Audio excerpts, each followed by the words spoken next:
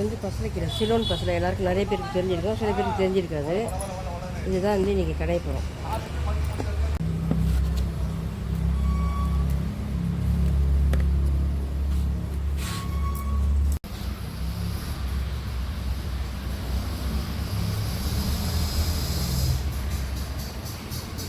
கீரை பறிச்சுட்டு வந்தோம்ல, அது வந்து தண்ணி இப்படி கொதிக்குது. கொதிக்க தண்ணியில் கீரை அள்ளி வைக்கிறோம்.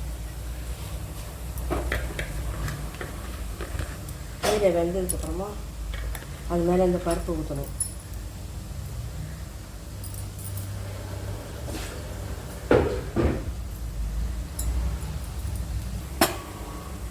கீரை இப்படி கொஞ்சம் நல்லா வேகலை, இன்னும் ஆஃப் பாயிலில் தான் இருக்குது. அதுக்கப்புறம் இந்த பருப்பை வந்து அது ஊற்றிடணும்.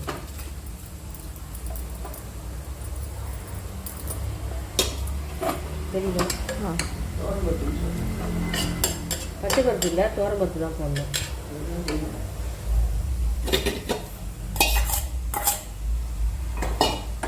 அப்படி வேக வச்ச பருப்பு தான் அது. அந்த வேக வச்ச பருப்பை இது மேலே ஊற்றணும். புதுசெல்லாம் அப்படியே போட்டிங்கன்னா வேகாது. அதுக்கப்புறம் அது தாளிக்கிறதுக்கு வடகம், பூண்டு, அப்புறம் மிளகாத்தூள், காஞ்ச மிளகாய் போடணும். அதை நான் ஆல்ரெடி வந்து ஃப்ளேக்ஸ் மாதிரி அரைச்சி வச்சுருப்பேன். அதை வந்து அதை போட்டாக்கா ஈஸியாக இருக்கும் கடையிறதுக்கு. அதுக்காக உங்களுக்கு எவ்வளோ காரம் வேணுமோ அந்த காரத்துக்கு போட்டுக்கோங்க. எனக்கு இந்த காரம் போதும். கீரைலாம் வெந்துடுச்சு. அது கொஞ்சம் காயட்டும். இந்த வானலில் பண்ணால் நல்லா வெயிட்டாக இருக்கிறதால உங்களுக்கு நிதானமாக வேகும். நீங்கள் அலுமினியம் வானலி வச்சா சீக்கிரமாக தீஞ்சு போயிடும். அதில் பண்ணாத வறுவல் பண்ணுறது அதெல்லாம் பண்ணால் நல்லாயிருக்கும். இப்போ நான் உருளைக்கிழங்கு பண்ணிட்டேன். அடுத்தது வந்து கீரை தாளிச்சிட்டு இதுலேயே கோவக்காய் பொரியல் பண்ண போகிறேன். கீரை எண்ணெய் காஞ்சி பற்றி தான் போடணும். காஞ்சிச்சு. அது போட்டுட்டு மிளகா அப்படியும் போட்டுட்டு நசுக்கி வச்ச பூண்டையும் போடணும்.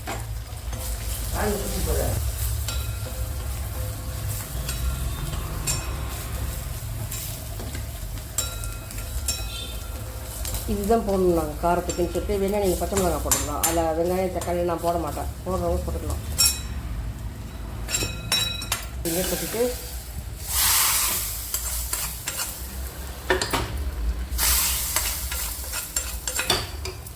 மிளகா உங்களுக்கு கொஞ்சம் கம்ஃபர்டபுளாக இருக்கும் எல்லாத்துக்கும் போடுறதுக்கலாம். உப்பு போட்டு மேஷ் பண்ணிட வேண்டியதுதான்.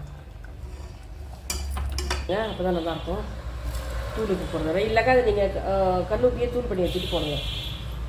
தண்ணிலாம் வடிகட்டிட்டு கொஞ்சம் கடையும் கொஞ்சம் ஈஸியாக இருக்கும். இது சட்டியில் மற்ற வச்சு கடைஞ்சா நல்லாயிருக்கும். எனக்கு கடைய முடியல, அதனால் நான் வந்து மேஷர் வச்சுருக்கேன். அதில் உப்பு இப்படி வச்சு மேஷ் பண்ணிடுவேன்.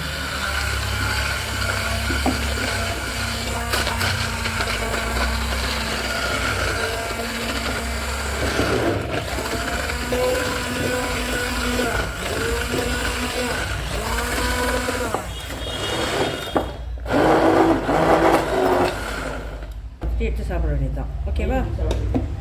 உங்களுக்கு எப்படி கம்ஃபர்டபுளாக இருந்தால் அந்த மாதிரி பார்த்துங்க. இங்கே பாருங்கள் இப்படி இருக்குல்ல. கோவக்காய் பொரியல் பண்ண போகிறோம். அதுக்கு 2 ஸ்பூன் எண்ணெய் ஊற்றிட்டேன். 2 ஸ்பூன் ஊற்றிட்டு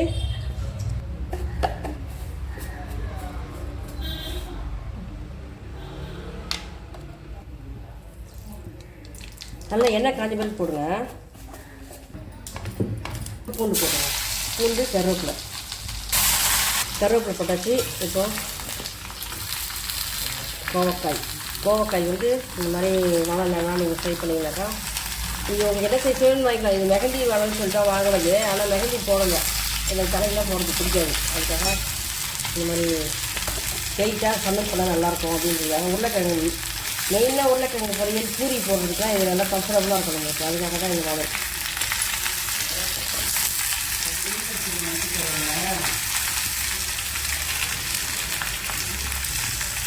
நல்லா கொஞ்சம் அழகு மாசம் இப்போதுமா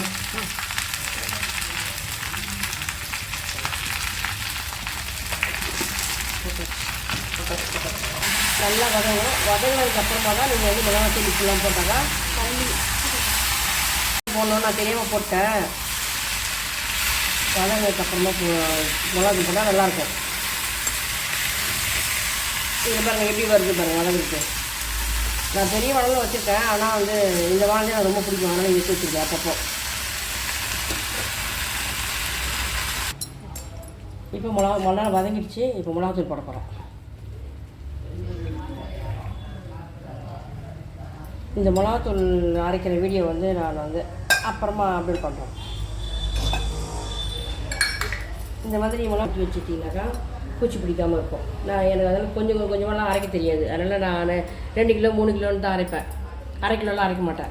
அப்போ இந்த மாதிரி பாட்டிலுக்கு கொட்டி வச்சுட்டாக்கா உங்களுக்கு பூச்சி பிடிக்காது. அதெல்லாம் அப்புறமா இன்னொரு வீடியோ காமிக்கிறேன். அவ்வளோதான். ஆல்ரெடி உப்பு போட்டு வந்தீங்களா? இது கிண்டி விட்டுட்டு தண்ணி இன்னும் கொஞ்சம் ஊற்றிட்டு நல்லா வேகட்டும். வேகிற வரைக்கும் வெயிட் பண்ணுவோம். வெந்ததுக்கப்புறம் பார்ப்பீங்க.